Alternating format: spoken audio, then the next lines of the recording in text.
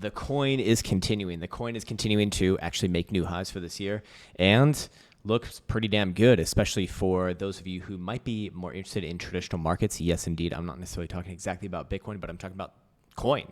Simple coin, the Coinbase chart, as we'll get into, and how that actually does relate to Bitcoin as well. But, Bitcoin's been more or less sideways this week, and I expect it probably has another day or two more of that. So time to be looking at some other things, coming up with corollaries, coming up with other plans, and then we can even look at perhaps the good old meta signal that actually just fired off, so you can get a good idea of what's going on over there and check out what they got, because they're actually just literally offering a lot of things for free on their Discord, which I'll link to in the description below. Anyways, other than that, I want to welcome you back to the Krown Crypto channel. It's a nice little Tuesday morning, and I got that one right, and I need to bring up my notes because I literally just... I don't know why did I trash them? There we go. Okay, got them. All right, sweet. So I'm going to go into the chart view over here. We're going to start off with symbol coin, representing Coinbase, of course. And first things first, why are we even talking about this? Well, Coinbase on higher term timeframes does seem to have a strong correlation with Bitcoin spot price action. Here's the weekly, which admittedly could have a lot more data to fill out, but as you can see right here, pretty strong correlation and actually rising in the more near term as it does get about to actually spot 69. Great number right there, which again, anything above spot 50, I do consider positively correlated. And you can see over time, yeah, more often than not, especially if you go over here to the daily is actually enjoying an 80% correlation. And again, over the long term, you can see that it is generally pretty high. And when it does have slight negative correlations or decorrelations, those get whipsawed back into normality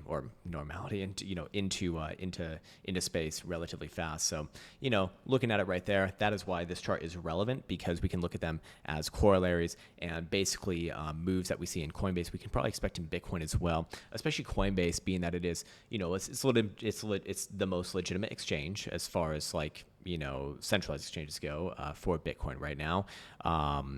That's not CME, to be fair, but that's only futures. That's only futures. This is the best place that you can buy spot, at least in the lens of the of U.S. traders and U.S. residents trying to play by the law, which is probably what you should be doing, because this space is just getting more and more legitimate over time, and there's really no hiding from that, I suspect. So anyways, moving on now, we can actually look at Coinbase and analysize it, starting off running over here with the daily. We checked on this one several times in the past couple months. We said that, hey, this is really starting to look like a macro high or low in this sort of 75 to 80-ish region right here, in a series of higher lows, by the way, that it has been putting in since the ultimate low in November/December of 2022. And as you can see, some higher highs along the way. And what does that mean? It means uptrend, very, very simply put right there.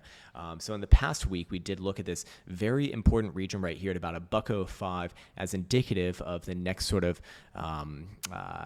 breakout, if you will, the next sort of major higher term time frame breakout, if you will, and that has successfully been met with last week's closure above the 50% retracement. Sorry, it's more like 107 and 40 cents or so, close enough in that regard.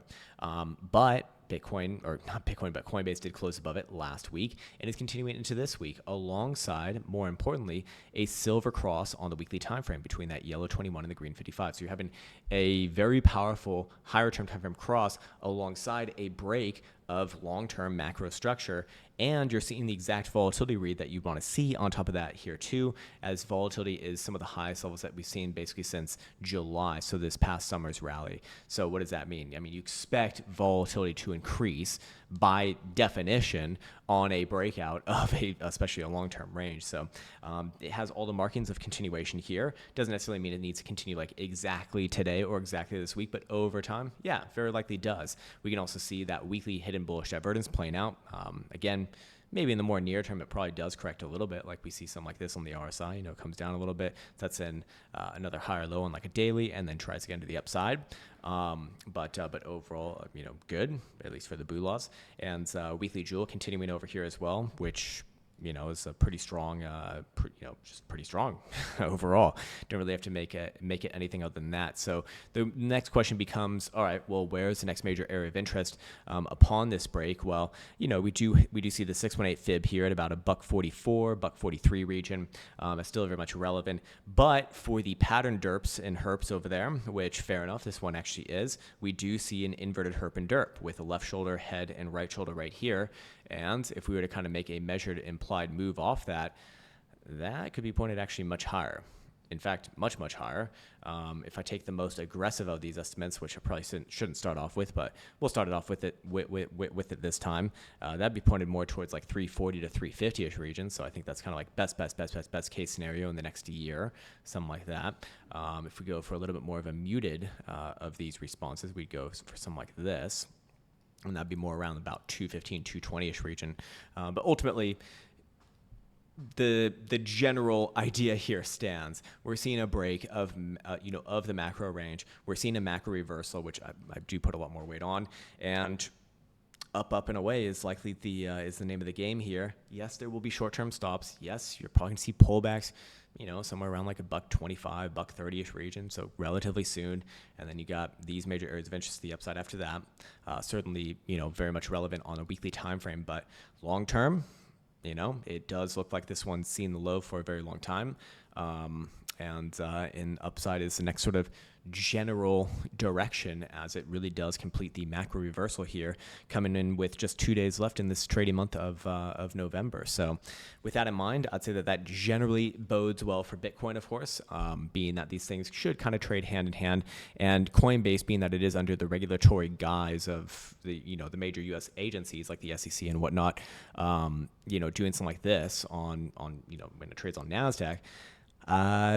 That's just a good sign of overall acceptance of this, the overall continued acceptance, I should really say, of this space in the U.S., which, I do think is kind of a big deal. Maybe I'm U.S.-centric being an American myself. Fair enough. I'm open to that possibility. Definitely possible. But at the end of the day, the U.S. does still have the greatest investments, in the biggest investors, and that generally is where the money is. So Coinbase doing well on a major U.S. exchange, I think is a good sign, especially for the incoming acceptance of Coinbase, which, remember, Coinbase is going to be used as the custodian, I said the custody, but the custodian of a lot of these spot ETFs, or at least it's the presumed one that they've been listing. So again, another good sign as these things start to, get priced in right before our eyes is what I believe we're seeing. I believe that's what we're seeing right here. Anyways, we can go on a little bit more. We can check on Bitcoin. Let's check on Bitcoin on the daily here, just on our regular charts. It does seem to me to be losing momentum in the short term. Yeah, we saw a little bit of a correction yesterday. Again, it's more of a range play, so it doesn't really do all that much. A little bit of regular bearish divergence on that phantom drive right here. This would be a lot more concerning to me if the daily jewel gets that deep blue color. At that point, I would be looking for a greater correction to the low side of the daily range, like the full-on low side of the daily range, which we'll go over in a second. But for right now, still kind of trudging its way along. So it's not really much to update right there. We can check out the HPDR as usual, which is probably my favorite piece of technology right here. But we can see that the HPDR range is actually stepping down here. So that is of a particular note and a particular interest. Let me actually go to the index. Okay, yeah, we're getting the same reads right here and the same everything. We do see that volatility starting to increase off the lows, and there we go. My little bot slave is firing off in the background.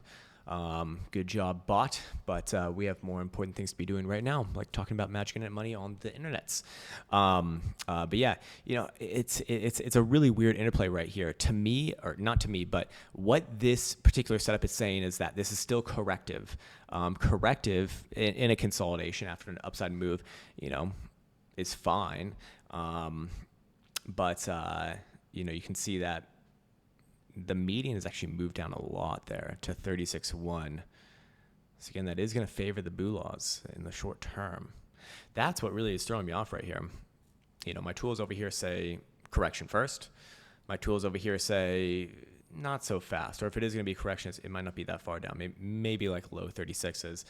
Still long term, Bitcoin's still good, or at least from a bullish perspective, as long as it's above about 34,400 on a daily closing basis, especially from its current trajectory. I think that will naturally start to slide down closer to like 33 over time. But, for right now, it is still, for all intents and purposes, kind of flagging out right here. So fair enough on that. My point is that, volatility coming off of these lows right here. It might base one more time, but I do think that we're getting ready for a move above or below this range before end of week. So actually there was a great comment on Twitter yesterday when I posted a similar chart to this, or kind of the exact same chart, said, expect that. And then one or two people were like, oh, so it can go up or down, huh? It's like, yes, volatility is direction neutral, but the key ingredient here is knowing the timing of that. And when you know the timing of that, you can start to maybe get a jump on that move if you start to see certain other things start to populate in the background. For what it's worth, HPDRO, directional volatility, is, I read this as neutral right now. I don't see like a super positive slope on the moving average. Yes, it's inching towards that, so it's actually kind of favoring that. Again, that's another thing throwing me off.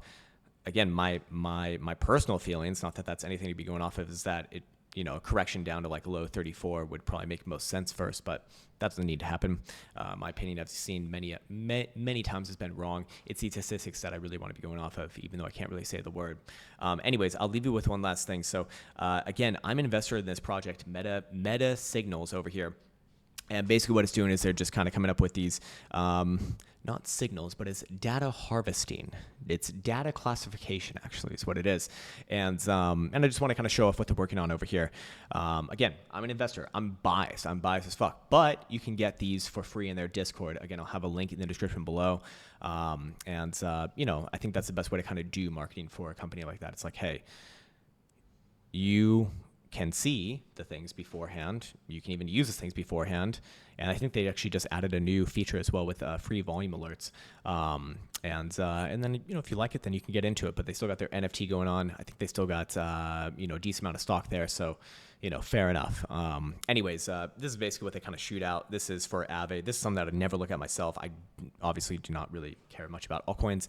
But that's kind of the advantage of this for, I think, a lot of people out there, is that, you might not be looking at Aave on a 30-minute, at this time in the morning. Well, fair enough. This thing will look at it for you. And as you can see, caught actually a pretty decent move right there. Didn't catch the target 3, but did catch 1 and 2. And, you can, again, trade these at your own discretion, of course. That is up to you. But yeah, I thought that I'd just leave that there. Again, the link will be in the description below. There's my HPDRO strategy. And yeah, I think that's a good place for me to be leaving off on this particular video. What I'm going to do today on Twitter, by the way, is I'm going to post another one of those altcoin derp posts. If you want to see some altcoins analysisized, comment there.